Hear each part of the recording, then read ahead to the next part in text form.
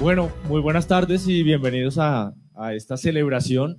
Desde el año pasado queríamos tener iniciativas a lo largo de todo el año que resaltaran el papel de la mujer en la ciencia, pero también en general el acceso de muchos niños, niñas y jóvenes a la ciencia. Yo creo que es un país en el cual todo esfuerzo que se haga es poco para la gran necesidad que hay. Y así surgió la idea de hacer un charlab. No sé si aquí alguien ha visto algún charlab, levante la mano si alguien sabe que es un charlab. Bueno, la idea es que todos salgan de aquí directamente a ver los charlab que tenemos. Los charlab son este tipo de charlas tipo TED que son muy motivacionales. Yo creo que todos tenemos experiencias cuando pequeños que hemos visto a alguien hablar y nos hemos enamorado de un tema, de la ciencia en particular. Y eso es lo que queremos, aprovechar esas historias de vida alrededor de la ciencia, de una gran cantidad de personalidades que tenemos aquí en la universidad, pero también de gente de fuera, para empezar a ver a la ciencia como algo normal, como algo que motive, que inspire y que lo veamos como una opción de vida. Así entonces tenemos unos charlas fascinantes. Hay uno con una astronauta que se llama Janet Epps. Ella es una de las mujeres que probablemente sea la primera mujer que pise la luna en el programa Artemisa en el año 2024. Así que este es el tipo de mujeres y personajes que están en los charlab. Los animo para que nos visiten el canal de YouTube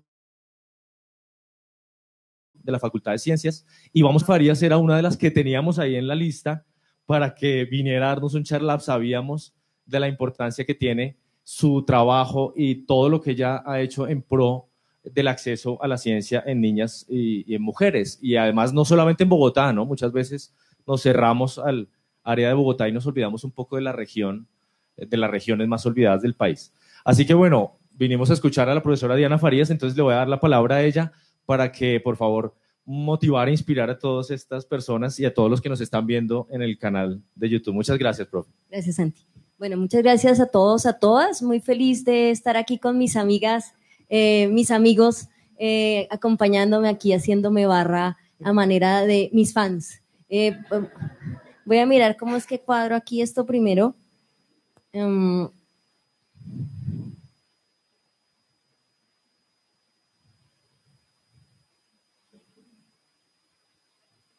Bueno, dijeron esto tiene que ser divertido, nos vamos a divertir mucho. También dijeron va a ser emocionante, sí, va a ser emocionante.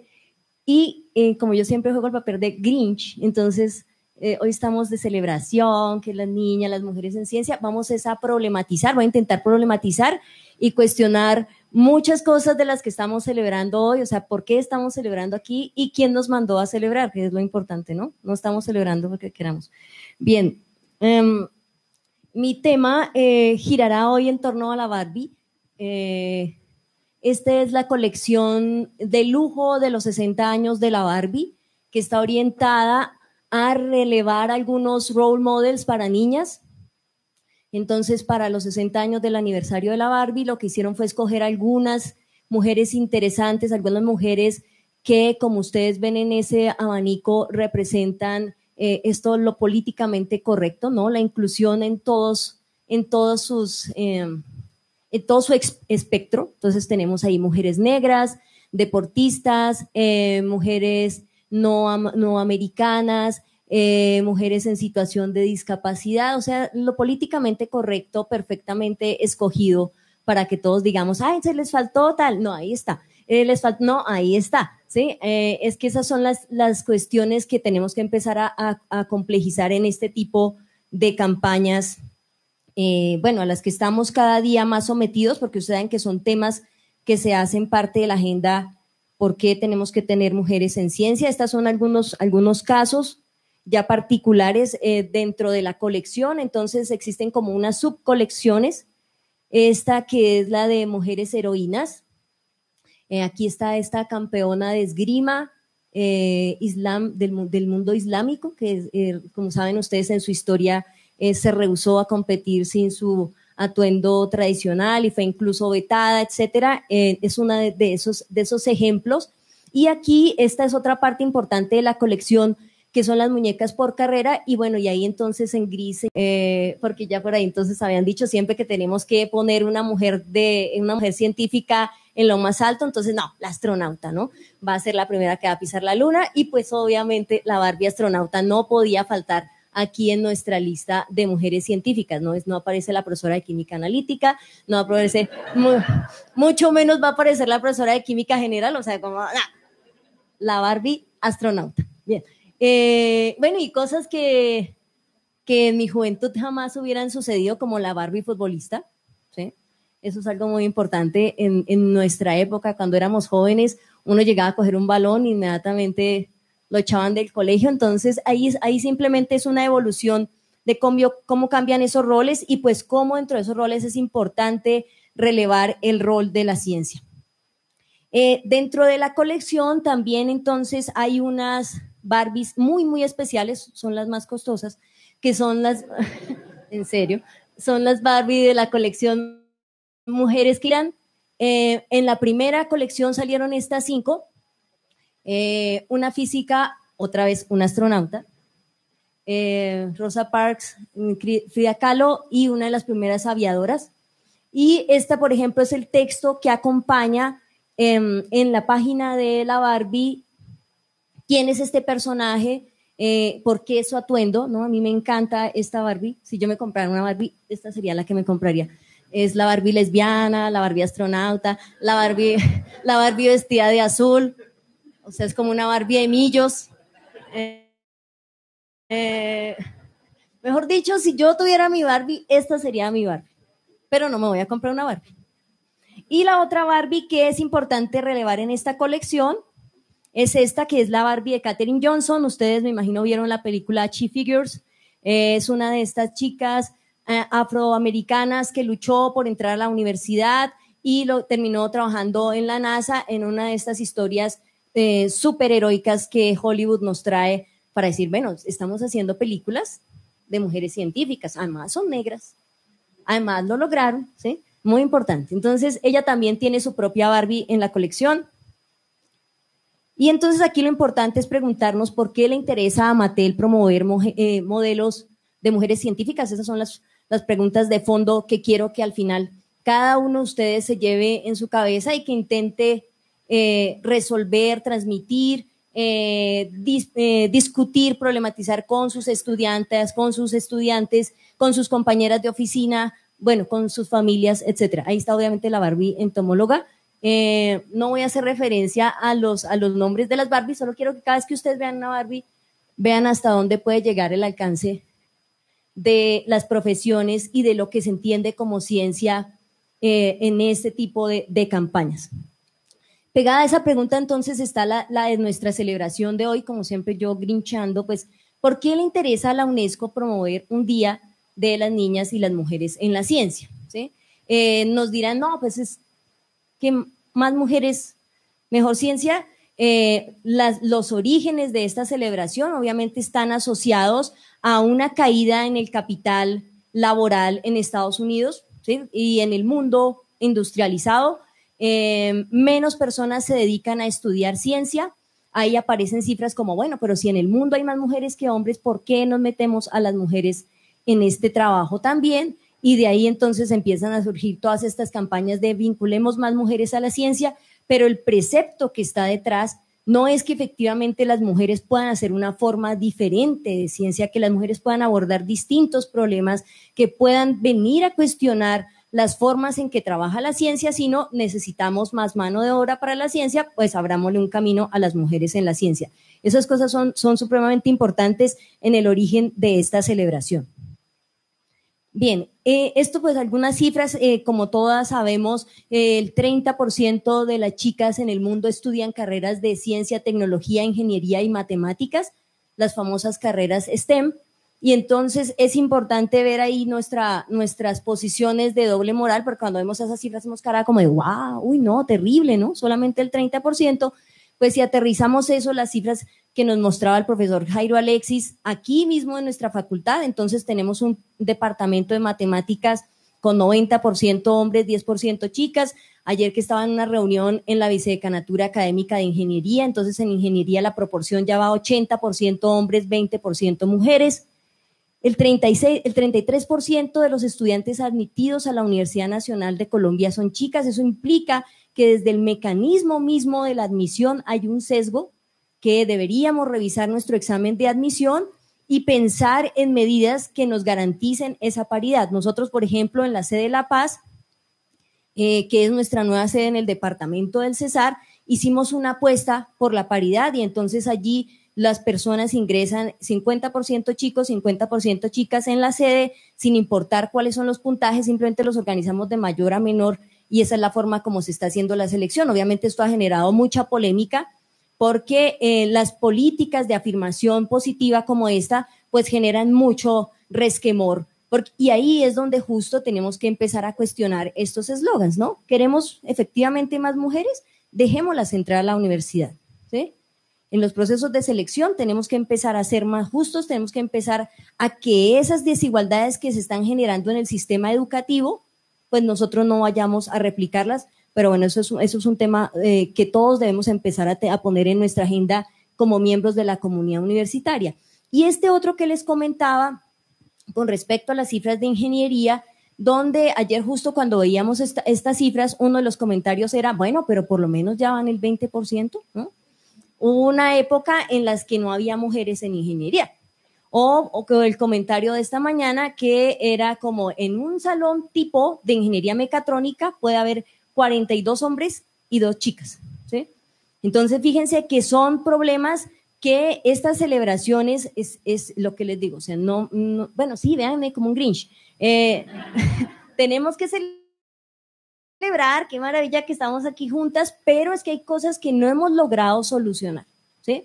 Y no están por allá lejos, no son cosas de un ámbito extraño a nosotras, sino que están dentro de nuestra universidad, están en nuestras facultades, están en las facultades en las cuales somos profesoras, están en las facultades donde hemos trabajado 40, 50 años, en las cuales nos graduamos hace un montón de tiempo, y entonces es mirar cómo esas situaciones no las hemos abordado con la suficiente entusiasmo para efectivamente llevar esto a feliz término, es decir, bueno, efectivamente queremos que aquí haya paridad, ¿por qué es que queremos la paridad? Y sobre todo cuestionarnos nosotras como mujeres científicas si efectivamente lo que hacemos es diferente a lo que haría un grupo, por ejemplo, de 40 estudiantes hombres mecatrónicos. Bien, entonces para mí, pues obviamente los que me conocen saben que el enfoque de género que yo trabajo en mis investigaciones es un enfoque que busca relevar lo interseccional. ¿Eso qué significa? Que si nosotros llevamos el problema solamente a la paridad, como tiene que haber igualdad de hombres, entonces algún día nos dicen, bueno, ya hay aquí igual número de hombres y de mujeres, cállense, ya no tienen nada que pelear.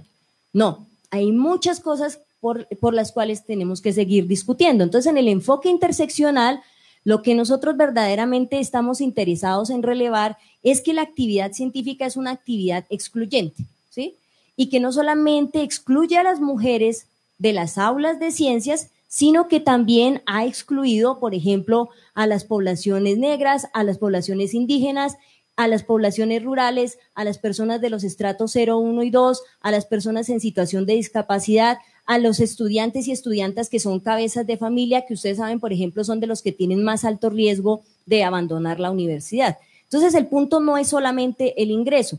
Cuando uno ve, por ejemplo, nuestros mismos programas, por ejemplo, el Programa Especial de Admisión y Movilidad Académica, el PEAMA, fíjense que ahí hay un doble juego que vale la pena cuestionar. Nosotros decimos, vamos a admitir estos estudiantes de estas poblaciones, Tumaco, Amazonía, Orinoquía, los admitimos, pero no nos importa qué pase después.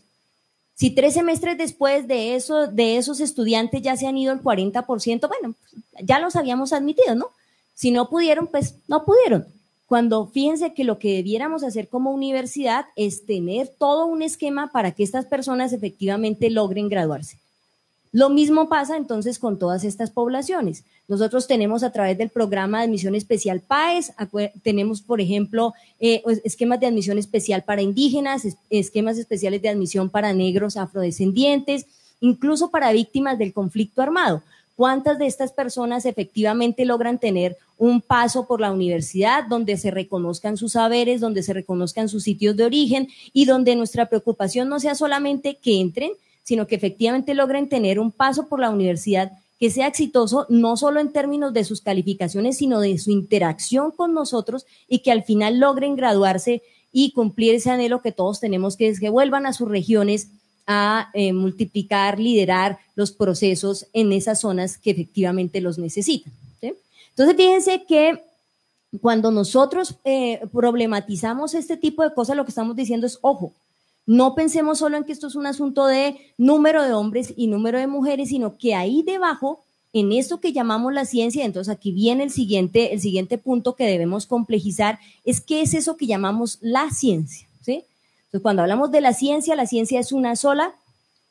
Nosotros desde la epistemología la vemos como un cuerpo disciplinar que tiene muchísimo poder y que es capaz de efectivamente generar estas exclusiones, cuando lo que deberíamos hacer es hablar de las ciencias, ¿sí?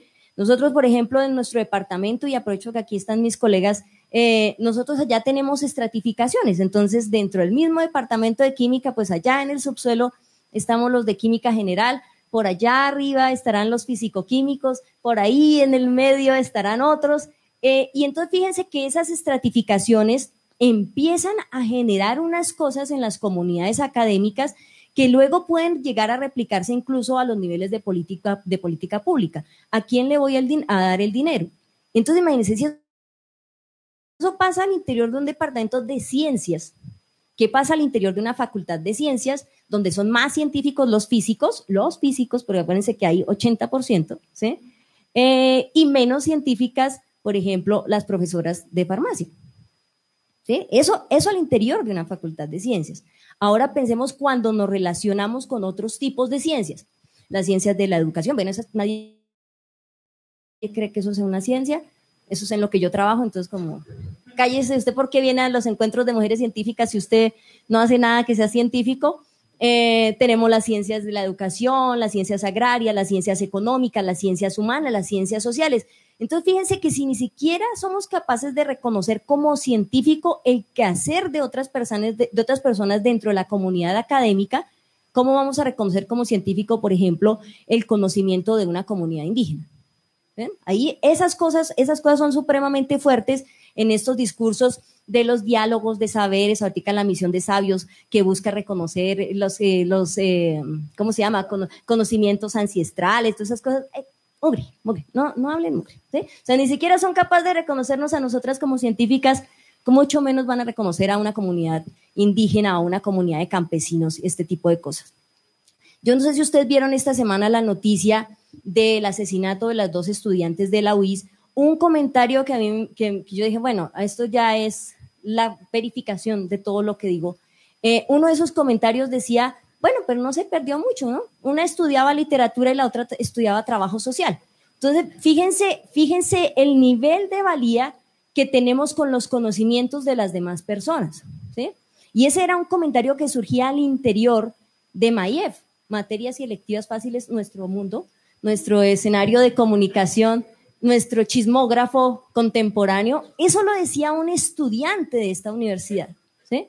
Entonces, imagínense que un estudiante de esta universidad no sea capaz de reconocer en estas 2 personas que mueren, que son asesinadas, 2 personas valiosas porque estudian una carrera que yo considero que es para qué, ¿sí? Entonces, fíjense que aquí este asunto de la ciencia es algo que tenemos que cuestionar porque hay muchas ciencias y lo que tenemos que darnos justo es a la labor de reconocer qué es lo que hace cada uno, qué puede aportarnos, todas estas ideas sobre el trabajo interdisciplinario, transdisciplinario, que todos sacan a relucir en las convocatorias. Ahorita estoy dirigiendo una tesis de maestría que justo trata de una convocatoria interdisciplinaria en una universidad privada en Bogotá, donde los profesores se presentan a esa convocatoria pues porque hay plata, ¿sí? Pero entonces cuando les dicen el grupo tiene que ser interdisciplinario, entonces me acuerdo de una vez que yo iba por el pasillo en química y un profesor que nunca me habla me dice como, venga, usted trabaja en temas de educación, ¿cierto? Entonces yo le dije, sí. Me dijo, salió una convocatoria de interdisciplinaridad, ¿será que trabaja con nosotros? Usted no tiene que hacer nada, solamente nos presta su nombre, ¿sí? nos presta su nombre y entonces como eso ya es interdisciplinario porque está usted, entonces pues ahí yo ya tengo cómo presentarme a mi convocatorio. ¿Sí? Entonces fíjense que todas esas cosas que pasan en nuestro día a día, los estudiantes se ríen porque saben que esto es cierto. Esas cosas tenemos que cuestionarlas desde lo que somos como facultad. Y bueno, y aquí en esta pues me voy a tener un momentico con los muñequitos, pues porque si se dieron cuenta hice un cambio de la Barbie entomóloga aquí a chicos de la Barbie, pues también tienen derecho a tener sus propias muñecas. Y pues claro, Ken está salvando chicas guapas en la playa y este chico negro, pues el que vaya y se meta ya al incendio y lo chamusca. Esa es la razón, esa es una de las tantas razones por las cuales no tengo hijos, porque imagínense yo comprándole a un chino o a mi hija un juguete. ¿Sí? Me quedaría ya divagando todo el tiempo. ¿Qué mensajes subliminares hay en este muñeco? Por eso mejor no se lo compro. Y tampoco le compraría un Lego porque ahí también hay problemas. Bueno. Bien, entonces aquí viene la pregunta de fondo, o sea, si efectivamente queremos tener más mujeres en la ciencia, ¿es que hay una forma femenina de hacer ciencias? Esa es una pregunta que se han hecho las epistemólogas feministas desde los años 80, 90. ¿Es que efectivamente las mujeres hacen una ciencia diferente? O sea, no hagamos caso a lo que hace la UNESCO, que es decir, vamos a traer más mujeres porque se nos está acabando la mano de obra en la ciencia, sino es que efectivamente la presencia de más mujeres hace que los problemas de investigación sean abordados de manera distinta, hace que las miradas vayan a otro lado, hace que entre nosotras, por ejemplo, tengamos dinámicas de colaboración diferentes, hace que cuando haya una convocatoria interdisciplinaria yo no busque al otro para poder ganarme la convocatoria, sino que de verdad quiero trabajar con personas de otras áreas del conocimiento. Eso es lo que implicaría en términos de esta solidaridad y todos estos valores que se atribuyen a lo femenino y que están en contra efectivamente del patriarcado. Eso sería lo que implicaría una forma distinta de hacer ciencias, no matarnos por los recursos allá como hienas, sino efectivamente trabajar en grupo, trabajar en equipo, tener grupos de investigación donde haya personas muy diversas. El año pasado en esta charla con los de ingeniería me contaban que allí entonces investigar es como una cosa de élite, porque los grupos de investigación se dan a la tarea de seleccionar sus estudiantes con el Papa. Entonces, allá los estudiantes de Papa 3.5 pues no tienen ni siquiera acceso a un grupo de investigación porque todos los seleccionan por Papa y para estar en un grupo de investigación, entonces hay que tener Papa por allá de 4.1, 4.2 y esas cosas. Entonces, eso es una forma democrática, universidad-leña de investigar, cosas que debemos preguntarnos. Bien, entonces en este tema es importante preguntarnos, bueno, ahí vemos a Ken, veterinario, y a la Barbie astrofísica. Aquí es importante preguntarnos si hay unos temas que efectivamente le interesan a las niñas en términos de la ciencia, ¿sí? Que son preguntas para la educación muy temprana, como cuando yo veo a mi hermanita o cuando veo a mi primita o a los hijos de mi vecino que empiezan a jugar, o sea, los niños ahí empiezan a mostrar ciertos roles, ciertas actitudes, ciertos discursos. ¿Qué cosas son las que les interesaría empezar a jugar? ¿Listo?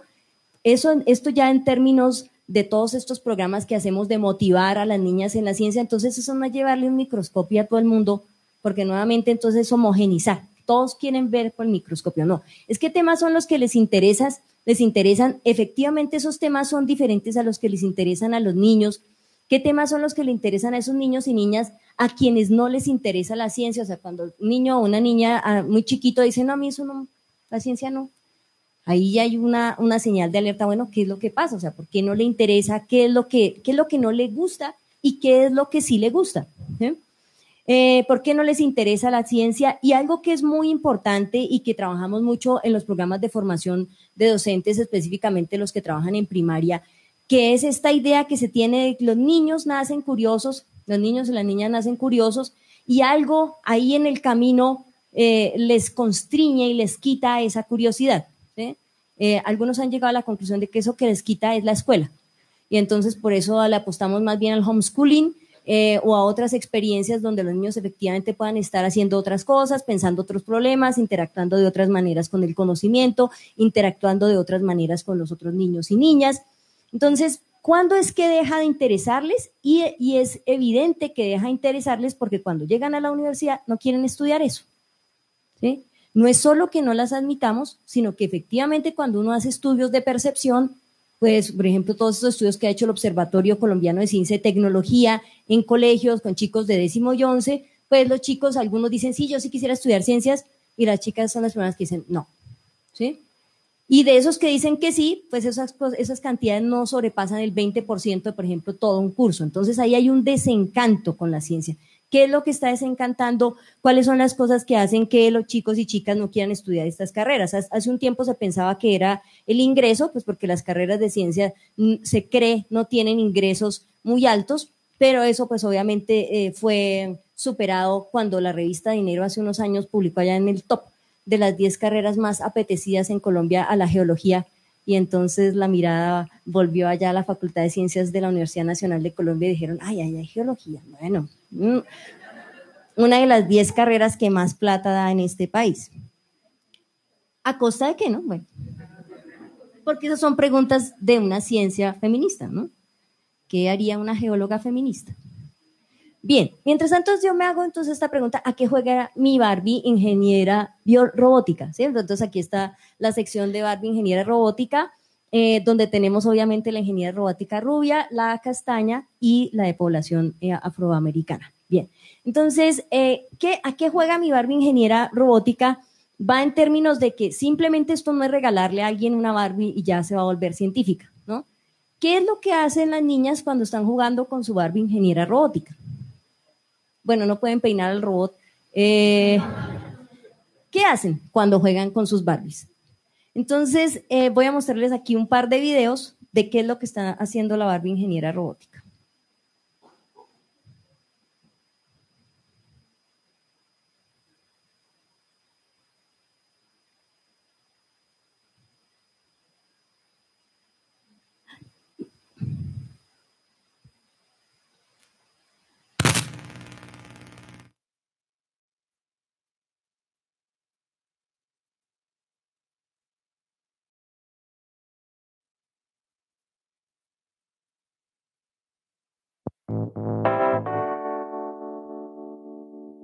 Ich heiße Silke Bühler-Paschen und bin Professorin an der Technischen Universität Wien. Mein Fachgebiet ist die Festkörperphysik und ich unterrichte hier Studenten und Studentinnen und wir forschen. Und die Forschung ist, was wir wirklich am allerspannendsten finden. Wir untersuchen Materialien, die Eigenschaften haben, die man in der Natur nicht finden kann und die wir künstlich herstellen. Und das ist wirklich total faszinierend. Also ich habe angefangen, mich für Physik zu begeistern. Da war ich vielleicht 12.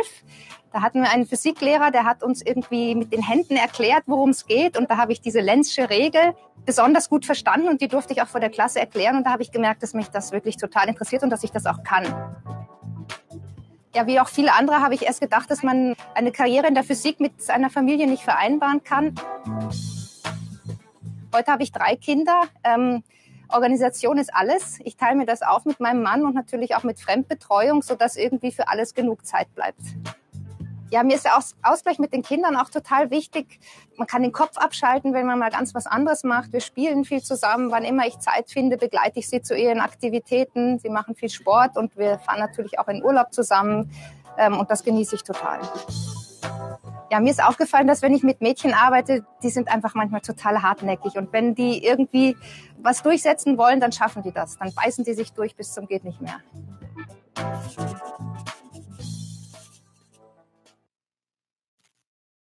Bien, ese es un primer video. Entonces, fíjense qué hace nuestra ingeniera de robótica cuando llega a la casa. Bueno, atender a los niños, hacer la comida, ir a comprar el mercado. O sea, todas las que estamos acá, que somos madres, yo soy madre de mis gatos, y también tengo que llevarlos al veterinario, y tengo que ir a comprarle la comida, y tengo que ir a comprar la latica que le gusta, o sea, y tengo que pagar el recibo. Sabemos que una de las cosas por las que sí debemos estar celebrando hoy es porque estar en una posición, por ejemplo, en una universidad como la nuestra, o ser líder de un gran grupo de investigación, implica unas dosis de trabajo. Es como tener 2 trabajos, ¿sí? Entonces uno tiene que venir acá, estar aquí todo el día, llegar a la casa y asumir todos sus roles sus roles tradicionales estandarizados de lo que se supone que debemos estar haciendo las mujeres en la casa. Esta serie es una serie muy interesante de videos que sacó la Unión Europea, donde lo que busca efectivamente, al igual que la colección de mujeres de la Barbie, se hizo una selección de mujeres europeas en diferentes centros de investigación, donde lo que se muestra es cómo son sus vidas. Esto surge de una necesidad de mostrar, obviamente, la ciencia como una actividad humana. O sea, esta actividad no la hacen las personas que son extraterrestres, no, son unas personas común y corriente que en el día tienen que ir a trabajar en estas cosas que les encantan y luego en la tarde tienen que ir a cuidar de sus hijos y de sus casas, ¿sí? Entonces, esta es una serie que es importante para que se las muestren a sus estudiantes, los que son profes de colegio, porque estas cosas pueden ser, esto sí puede ser una motivación. No digo que mirar por el microscopio no sea motivante, pero estas cosas sí son ejemplos de vida de personas donde hay un mensaje ahí detrás. Esto implica un esfuerzo, ¿sí? Y eso es una cosa que también debemos problematizar porque todos tenemos que hacer un esfuerzo.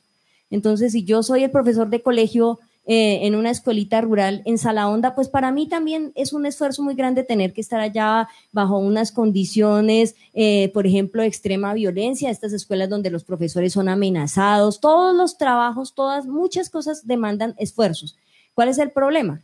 Que en esta imagen social que tiene la ciencia, estos esfuerzos que hacen los científicos y científicas son exalzados como a un nivel de esta gente, pues lo máximo, ¿sí? Entonces, esto simplemente es lo que pretende es mostrar a las mujeres en un contexto de personas muy reales, con problemas muy reales. Y este video que les voy a mostrar fue hecho en la misma campaña y bueno, ya se van a dar cuenta de la diferencia.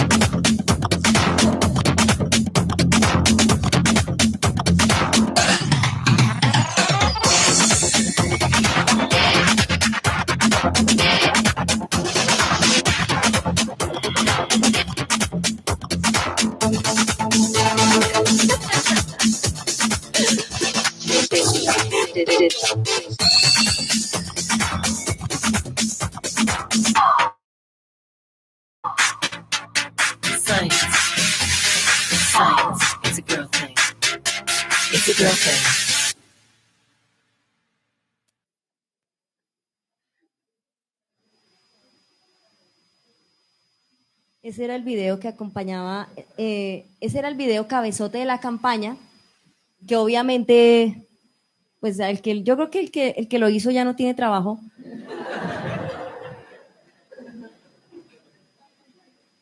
Porque esta cosa pues fue el escándalo en toda Europa. Ahora no sé cómo poner esto en pantalla completa.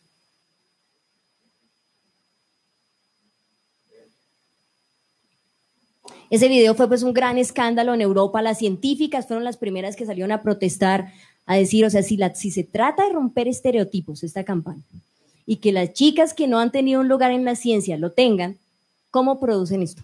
¿Sí? Pero entonces fíjense dos ejemplos de cómo motivar a través de los medios. Pueden ser cosas que de una u otra forma traen detrás toda la carga del estereotipo. La carga del estereotipo es una cosa que es muy potente y que es justo en lo que deberíamos estar trabajando más que en la promoción misma de queremos ser científicas o científicos. Bueno, está el link. Entonces el punto es cómo superar los estereotipos y ahí pues obviamente tengo yo que tratar mi tema de otredades porque fíjense que cuando yo me dirijo a un público, entonces por ejemplo digo voy a hacer campañas de chicas interesadas en ciencia, pues entonces algo que a mí me parece supremamente paradójico es como eso, ir a los colegios de las niñas estrato 5 y 6 a decirles, chicas, pues ustedes pueden estudiar ciencias, ¿por qué no? ¿Sí? Y una vez yo le decía a un profesor que estaba pidiendo plata para este tipo de cosas, ¿por qué no pide plata para ir a hacer lo mismo en un colegio en La Victoria o en el Quiroga? No, pues porque ya de ahí, de partida, hay un supuesto de déficit, ¿no? Es que yo quiero científicas, esto es difícil, pues entonces no voy a ir a buscar las niñas al estrato 0, 1 y 2, porque ellas ni siquiera saben matemáticas, ¿sí? Entonces fíjense que el estereotipo está todo el tiempo ahí en las cosas que proponemos, en las cosas que hacemos, y por eso es que es importante pensar en ello. Y aquí, pues obviamente, mi tema con el microscopio, yo siempre, me encanta el microscopio, porque nunca tuve uno cuando era niña, pues porque en mi mundo no había plata para comprarme un microscopio, ¿sí? O sea, en mi mundo había un futbolín, que era el juguete para los 4 chinos, porque pues si les regalo un futbolín, pues no tengo que comprarle a cada uno un regalo, ¿sí? Hay para los 4 y encima pues los niños pueden alquilarle el futbolín a los vecinitos y ahí hay una fuente de ingreso familiar. Yo debía haber estudiado fue como economía o algo así. Bueno. Entonces yo jamás tuve un microscopio y entonces esos relatos, porque son relatos que se construyen en retrospectiva de yo estudié ciencias porque es que en mi casa había microscopio, mi papá era científico, mi mamá era científica, que son los que generalmente se publican, pues esos son historias de vida de unas personas muy particulares, ¿sí? Y que no tienen nada que ver con nuestros estudiantes aquí en la universidad, o poco que ver con nuestros estudiantes, nuestras estudiantes aquí en la universidad. Y ustedes ven a los papás comprándole a los niños en Navidad un microscopio. A mí me parece muy divertido porque yo le mandé, obviamente, el microscopio a mis sobrinas y entonces lo tienen allá guardado pues porque se daña si lo sacan. Pues porque mi hermano es mi hermano, ¿no? Entonces pues no podemos negar de dónde venimos, quiénes somos y nosotros cuidamos las cositas que nos regalan. Entonces cuando yo voy le digo, chino, el microscopio, sacaron el microscopio con las niñas, jugaron.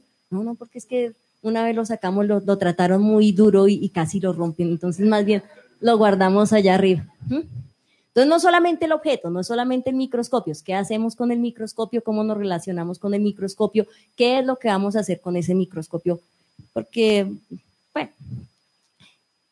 Y aquí, pues nuevamente entonces el asunto de la cuestión de los referentes. Este tipo de campañas y específicamente esta, cuando iban a echar al publicista, antes de que lo echaran, le hicieron una entrevista, pues diciéndole como, a ver, ¿qué es este descache, por favor? ¿Sí?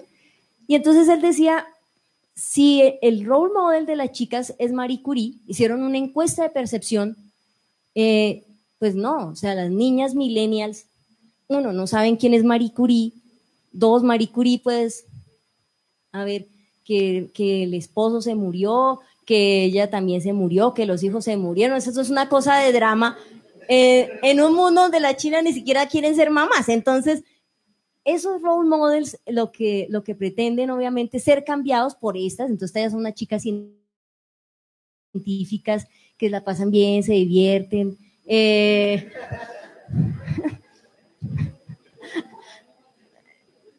Este tipo de cosas, fíjense, es lo que piensa un publicista. ¿Sí? Es lo que piensa un publicista. Porque hay unos estereotipos detrás. ¿Bien? Entonces no entendemos ni siquiera qué es lo que hacen las personas que trabajan en ciencia. ¿Qué es lo que queremos relevar aquí? El microscopio. Ustedes se dieron cuenta que en el video era súper importante el microscopio. ¿Sí? O sea, esta cosa es de ciencia. No se nos olvide que esto es de ciencia. Entonces tiene que aparecer el microscopio en estos estudios de percepción, todos estos temas con respecto a la bata blanca, que siempre el que tiene la bata puesta. Entonces se dieron cuenta que el que estaba en el microscopio con la bata era el científico chico. Las chicas estaban entaconadas, echándose colorete. Ahí hay un montón de manejo de la imagen, de cómo yo leo lo que quieren, o sea, lo que yo leo que quieren las personas que están viendo mi producto, ¿sí? Entonces, ¿cuándo vamos a cambiar esos estereotipos? Esos estereotipos no van a poder cambiar hasta en la medida en que nosotras como científicas no salgamos de acá.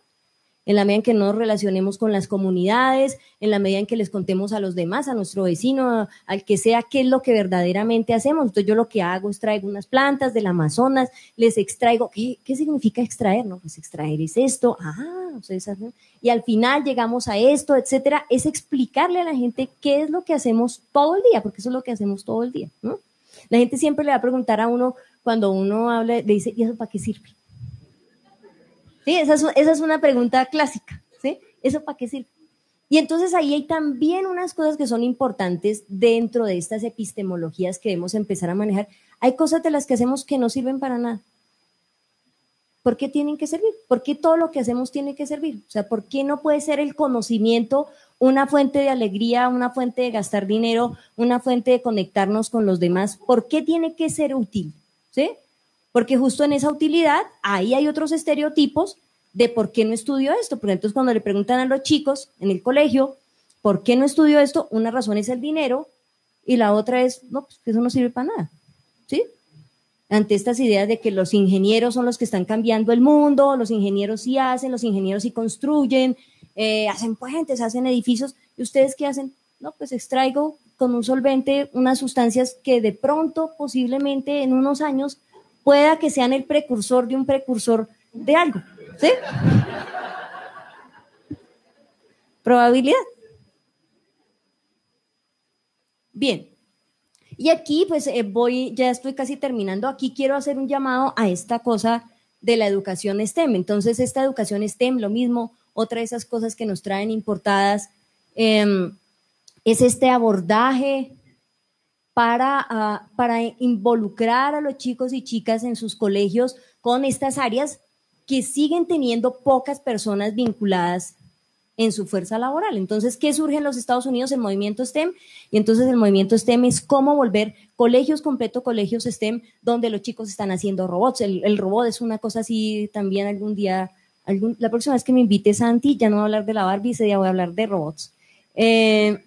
Porque los robots son un tema. Entonces, es cómo hacer que los chicos y las chicas se empiecen a vincular con cosas relacionadas con robots, circuitos eléctricos, en los colegios. Entonces compran así unas cosas gigantes para que los niños armen sus robots, jueguen, y supuestamente ahí se van a romper esos estereotipos, ahí se van a romper esas marcas, y cuando uno va a un colegio de eso, entonces yo una vez estuve viendo uno de estos robots en Yopal, entonces estaba ahí el robot, que además lo tenían como con 3 llaves, y el rector llega y me dice, tengo que mostrarle mi robot. Entonces yo dije, bueno, y todo el tiempo me amenazaba, y como a mí me fascinan los robots, pues yo sí todo el tiempo era, bueno, el robot ya, ¿cuándo va a ser lo del robot? Cuando finalmente llegamos al robot, entonces lo tenían ahí con sus 3 llaves, y le digo, bueno, ¿y esto en qué lo usan? No lo usaban tampoco, ¿sí? Al igual que el microscopio, tampoco lo usaban, porque les daba miedo que si le tocaban una piecita o le quitaban una piecita, esta inversión gigante que el colegio había hecho en su aula STEM, porque era su aula STEM, se viniera al piso, ¿sí? Otra cosa que hemos visto en nuestras investigaciones, pues listo, está ahí el robot y en un salón, en un aula mixta, entonces los niños son los que empiezan a cacharrearle, las niñas se quedan atrás, sacan su cuadernito y los niños le dicen, anote. ¿Sí? Y entonces uno le dice al niño, ¿y por qué va a anotar ella? Ah, no, es que ya tiene bonita letra. ¿Sí? Entonces el aula STEM es una cosa que hay lo mismo que problematizar, pensar estos colegios STEM, estos modelos en que se basan en qué tipo de ciencia, por qué esta ciencia siempre pensando en el robot, el circuito, estas cosas, cuando la ciencia que pueden estar necesitando las comunidades es una cosa bien distinta. Los que trabajan con comunidades saben de qué va eso. Del modelo STEM, eso es una cosa muy interesante. Entonces, fíjense que pasamos al modelo STEAM. Y entonces, porque algún genio de la educación dijo, oiga, pero si estamos volviendo los colegios solo científicos y tecnológicos, miren, los chinos están allá matando por sacarse 4.52 en cambio de sacarse 4.50. Eso es una aula típica de ingeniería. Cuando vienen los estudiantes a decirme, pero es que usted me bajó .02, se me va a bajar el papa. Entonces dijeron, no, hay que volver a llevar a las aulas lo sensible, hay que volver a llevar a las aulas la creatividad. Y entonces se crearon el movimiento STEAM, que es, fíjense, vincularon ahí a las artes. Y claro, los profesores de artes les da de todo cuando uno les habla de esto, porque es nuevamente subordinar el papel de las artes, ¿no? Las artes van a traer la creatividad, la chispita de vida, la luz, el color, ¿sí? Los que ya no lo ven como la chispita de vida, entonces traen a los diseñadores, mis diseñadores, entonces dicen, bueno, a ver, design thinking, vamos a empezar a volver esta cosa aquí, pensamiento de diseño, vamos a enseñarle a los chinos es pensamiento de diseño para que esto salga un producto. O sea, no es solo que armen robots, ahí tiene que haber productos. O sea, estamos vendiendo a imágenes productivas del conocimiento. Y esta pues ya es la última, esto ya es la última onda, entonces se llama STEAM Plus, que es que alguien, otro genio, vino y dijo, oiga, ¿y las humanidades? Ay, claro, las humanidades son importantes, las humanidades. Y entonces los primeros modelos de STEAM Plus eran STEAM más H.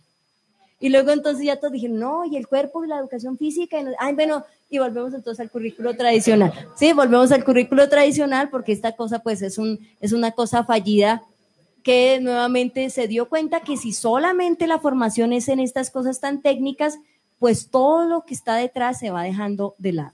Y al final, ¿qué es todo lo que está detrás? Pues las personas, ¿sí? Volver a lo mismo, somos personas. Bien, y pues ya para finalizar les dejo esta imagen. Muchas gracias a todos y a todas por haberme escuchado. Y preguntas. Listo, bueno, muchas gracias, profe. Nos contamos 10 minutitos y... Bueno, el tiempo yo creo que se hace corto para todo lo que la profe Diana Farías tiene para contar. Tenemos 10 minuticos para hacer algunas preguntas. Yo quisiera hacer la primera y tiene que ver un poco con el papel de los hombres en todo esto, ¿no? Aquí tenemos algunos hombres, pero normalmente en los eventos que se hacen o en los comités que discuten estos temas, pues los hombres no están. Desde mi punto de vista, creo que gran parte del problema es ese, ¿no? Que los hombres no están enterados de las cosas que se discuten en estos comités de mujeres, en estas reuniones, y ellos pues son ajenos a estas situaciones. Entonces, ¿cuál es tu opinión al respecto de cómo involucrar a los hombres para que sean también ejes transformadores en esta brecha entre hombres y mujeres? Claro, fíjense que esta es una aula típica de mecatrónica, ¿no? Y quiero que lo sientan así, sobre todo los hombres también. Entonces, cuando la primera vez que yo tuve que dictar un curso de química básica, mi curso era de ingenieros civiles, entonces era un curso donde había 58 hombres, 2 chicas, estos hombres en su mundo unga, ¿sí? Era la clase de las 2 de la tarde. En esa época en la universidad se jugaba banquitas, aquí en la universidad se hacía deportes, ¿no? Los chicos todavía se relacionaban entre ellos. Y ellos llegaban después de su partido, de su picadito, todos sudados, todavía golpeándose, todavía como, ¡ay, chino! Y estas 2 chicas yo las veía, ellas eran como, todo el tiempo estaban así, ¿sí? Y ahí fueron donde empezaron de verdad mis primeras preguntas sobre, what, o sea, estas chicas, qué pobrecitas, ¿sí? O sea, ¿cómo es su mundo? ¿Qué piensan? ¿Cómo se relacionan con esto? Y esas cosas pasan muy comúnmente en muchos escenarios, entonces en escenarios laborales, en escenarios de investigación, en nuestras casas, y aquí ustedes lo están viendo. Entonces, cuando hablan de eventos de mujer y ciencia, los hombres no aparecen, ¿sí? Así como porque entonces dicen, ese no es un lugar para mí, ¿sí? Debe haber algo en su cabeza que dice, bueno, pues dijeron mujer y ciencia, eso es un evento para mujeres. Cuando debía ser un evento efectivamente donde iban a estar nuestros compañeros, tanto nuestros compañeros estudiantes como nuestros compañeros profesores. Fíjense algo que es muy, muy importante. Los estudiantes, los chicos vienen, ¿sí? Muy valientes. Pero los profesores, si no es porque al profesor Jairo Alexis le toca, al profesor William, al profesor William le toca, y bueno, y Santi no, Santi sí está comprometido. Gracias, Santi. Santi sí está comprometido con la lucha. No, no. Los profesores, ¿dónde están? O sea, ¿dónde están los profesores de la Facultad de Ciencias hoy? ¿Sí? No están acá. ¿Por qué? Porque estos temas no les interesan. Entonces, la primera cosa que hay que hacer es hacer que estos temas les interesen. ¿Cómo es posible? ¿Cómo se puede dar esa posibilidad? No polarizando, todos los que son petristas y no fajardistas se reirán de esa palabra. Pues es que no hay que polarizar los escenarios, porque no es un asunto de hombres y mujeres como yo lo venía mostrando acá. Es por qué los hombres no están interesados en estos temas, ¿sí? ¿Por qué, por ejemplo, cuando uno problematiza con ciertas situaciones empieza a interesarles en las situaciones que son de la vía contraria, ¿sí? En por qué los niños no les pueden gustar las muñecas. O sea, ¿qué tiene que a un niño no le gusten las muñecas? O, por ejemplo, ¿qué tiene que a un niño no le guste el fútbol? Yo tengo muchos amigos que sufrieron su paso por la vida escolar porque no les gustaba jugar fútbol y su rol decía que ellos tenían que ser futbolistas y estos tipos querían estar en otra cosa. Por ejemplo, leyendo, estudiando, dibujando, haciendo otras cosas que les interesan, pero que su rol no les permite asumir. Entonces, fíjense que es una discusión de todos, porque este asunto de los estereotipos de los lugares donde nos mandan y nos dicen usted debe estar allá, nos competen a todos, ¿sí? Y en algún momento todos vamos a estar en situaciones donde decimos no quiero estar aquí. Yo una vez tuve un estudiante que prácticamente lloraba porque le tocaba ser ingeniero químico, porque toda su familia tenía una tradición de su abuelo, su papá, sus tíos, y ahora le tocaba a él ser ingeniero químico cuando él lo que quería era ser comunicador social, ¿sí? Y entonces era eso, ¿no? Para él era como, qué frustración para mi familia que yo sea comunicador social. Yo le decía, ¿cuál es el problema con eso? Y me decía, es que eso es una carrera de niñas. Entonces, fíjense lo difícil que es esto, y por eso es que en los estudios ya teóricos que se realizan desde el feminismo, una de las primeras cosas que surge son los estudios de masculinidades, ¿sí? Ser hombre en esta sociedad también es difícil. Y eso son cosas que tenemos que también empezar a problematizar. Hay personas que dicen, ay, pero entonces, ¿por qué volvieron a meter aquí a los hombres? Porque entonces cuando los meten ya esto deja de ser una cosa de mujer. No es que no es una cosa de mujeres y hombres, es que hay muchas cosas que el patriarcado nos ha implantado y que debemos discutir. Una de esas tantas cosas es la ciencia, pero podrían ser otras muchas cosas que se dan en nuestro día a día. Bueno, muy bien. Me gustaría abrir la sesión para unas 3 preguntitas cortas, por favor, y John Garismo me ayuda para hacerlo.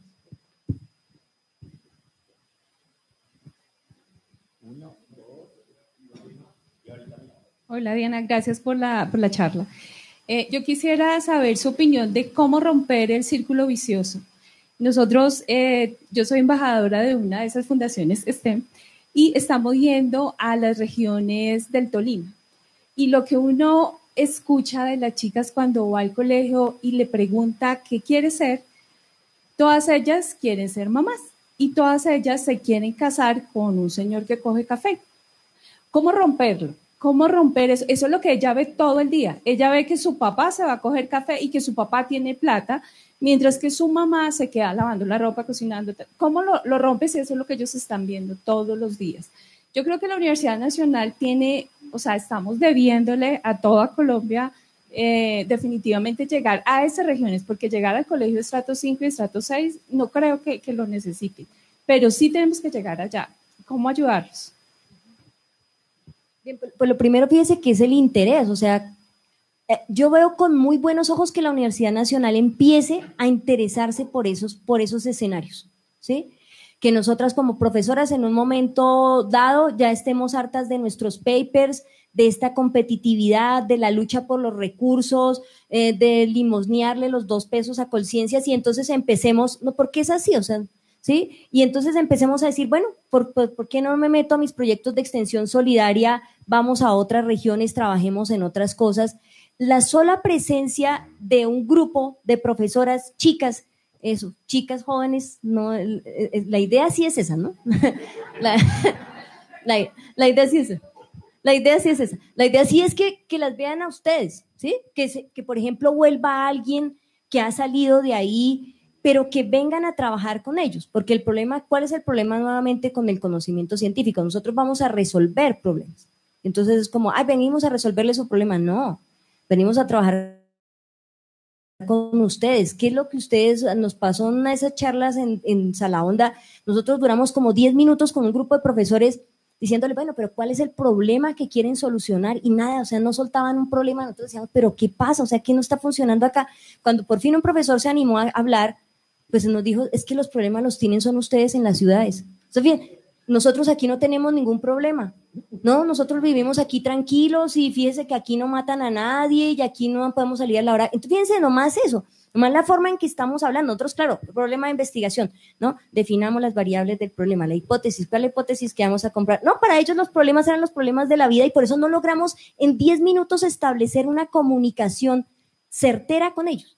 Entonces, cuando vamos allá, hay que llevar a los estudiantes, a las estudiantas, gente joven que quiera empezar también a sentir que esos problemas como científicos en formación les competen y empezar a trabajar con la gente. O sea, no puede haber, no es suficiente, y por eso yo estoy en contra de estas charlas, pero siempre digo que sí. Es que la incongruencia de la posmodernidad. Es que no es solamente ir a hablar y decirles, miren, aquí traje a esta persona que es una gran física y que bla, bla, bla, porque esas cosas pueden ser rupturas todavía más grandes, ¿no? Estas marcas de clase son muy difíciles de superar, entonces lo primero que se pasa ahí por el subconsciente es yo nunca voy a ser como ella. Es el mensaje totalmente contrario. Pero si nosotros llevamos a las estudiantas de 5º semestre, de 4º semestre, que se ven como ellos, que vienen de regiones del país y empiezan a trabajar a solucionar cosas juntos, a hacerse preguntas juntos, a compartir juntos. Ahí puede empezar ahí sí a ver unas conexiones y decir, bueno, oiga, mire que a mí me gustaría ir a estudiar. Ahorita, por ejemplo, en este proyecto que tenemos en la sede de La Paz, al comienzo no había gente que quisiera estudiar en esa región. Entonces, imagínense, los políticos querían una universidad ahí, pero cuando les decían a los chicos, decían, le regalamos el PIN. No, gracias. No, gracias. O sea, no, gracias, yo no quiero ir a la universidad. ¿Sí? Y tocó primero hacer toda una labor pedagógica de decir, bueno, pues que miren que existe un lugar que se llama la universidad y allá se va a hacer esto y de repente educarse puede ser, porque es esto, ¿no? Hay unos itinerarios de vida que están marcados culturalmente, es cómo rompemos eso que ya se da por natural y empezamos a crear unos escenarios distintos de posibilidad, porque es que ni siquiera se contempla la posibilidad de estudiar, de ser científica y mucho menos pues, de todas estas cosas que son lo que estos programas ignoran y que ignoramos nosotros también cuando los implantamos, ¿no? El otro día veía unos videos de STEM en alguna población y entonces era como llevarle lo mismo a los niños el robot, ¿sí? Cuando ellos lo que quieren es estar allá tirados en el río haciendo su cosa, o sea, hay que empezar a meterse en las comunidades, ver qué es lo que hacen y ahí sí luego empezar a proponer cosas con ellos y con ellas.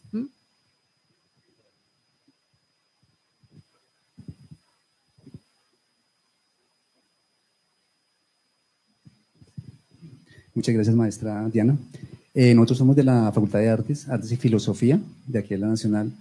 Nosotros tenemos una fundación, digamos, arte y discapacidad, la cuestión de discapacidad, más que en toda la región, digamos, en aspectos para las mujeres, para los hombres, pero en todas las clases de discapacidad psicosocial. La pregunta, Diana, que te quiero plantear es, ¿cómo miras tú dentro de, como científica o como química, cómo manejas y cómo involucras esa parte en las mujeres de discapacidad, digamos, la parte de discapacidad, y inclusive lo está apoyando Claudia López con la nueva alcaldía? ¿Cómo ves en la ciencia, digamos, para plantearle la pregunta, cómo ves en la ciencia tú algunas mujeres con esa problemática, digamos, cómo se involucra en la ciencia la parte de discapacidad? Sé que hay algunas grandes científicas que han tenido alguna discapacidad, no sé, en lo mental, en lo emocional, en lo físico, y que han sido grandes. Entonces, ¿tú cómo ves o cómo percibes desde la ciencia esa área de la discapacidad? ¿Y cómo se hace más integrativa dentro del campo de la ciencia? Sí, fíjense que la segregación viene desde la casa, ¿no? Cuando nosotros pensemos en nuestros escenarios de formación, las que estudian química, física, biología, ¿cuántos estudiantes, cuántos compañeros han tenido en situación de alguna discapacidad? Desde los mismos campos disciplinares en los que trabajamos, entonces imaginemos las operaciones que realizamos. Y alguna vez le preguntaba yo a un profesor, ¿usted, por ejemplo, se imagina una química o un químico que tenga problemas de limitación física total? Entonces la primera respuesta es no, o sea, es imposible, porque los químicos, las cosas que necesitamos la vista. Por ejemplo, la profe Julie, ella sería como la llamada a responder esa pregunta porque ella trabaja temas de la enseñanza de la física en estudiantes con discapacidades. Y entonces ahí lo importante es que sí se puede, porque lo que ellos hacen es pensar la física desde otras dimensiones, donde, por ejemplo, lo emocional, que es algo de lo que no he hablado hoy, de eso hablo cuando hablo de robots, es algo que tenemos fuera de la academia, ¿sí? Entonces la academia está disociada en esa disociación cartesiana donde allá afuera se quedan las emociones, allá afuera se quedan los sentimientos, allá afuera se queda lo táctil, allá afuera se queda el cuerpo y aquí solamente están los cerebros. Alguna vez alguien decía, en esta universidad están los cerebros más grandes de este país. Afirmación bastante triste, ¿sí? Porque un cerebro sin un cuerpo, pues, bueno. Entonces, lo que hacen en el grupo de la profe Julie justo es generar escenarios de enseñanza de la física para poblaciones con diferentes discapacidades, donde esto transita justo por el sentir, por ver con otros ojos, temas que son muy interesantes y que son verdaderamente limítrofes en la investigación en enseñanza de la química y de la física, de la biología, y que nos moveríamos hacia allí más rápido en la medida en que tuviéramos el reto de tener más estudiantes así, por ejemplo, en nuestra universidad. Infortunadamente, el sistema se va encargando de sacarlos de lo educativo, Usted se da cuenta de eso en los municipios, en los departamentos, cuántos niños hay con necesidades educativas especiales dentro del sistema, cómo el sistema los empieza a rinconar y finalmente, al igual que, por ejemplo, en nuestro caso los PEAMAS, las tasas de graduación de este tipo de poblaciones es muy baja y mucho menos pensar que van a llegar a la formación universitaria. Pero creo que es un tema muy, muy interesante. Bueno, creo que tenemos que dejar así por el momento porque la agenda todavía sigue, pero pues un fuerte aplauso para la profesora Diana Farías. Muchas gracias.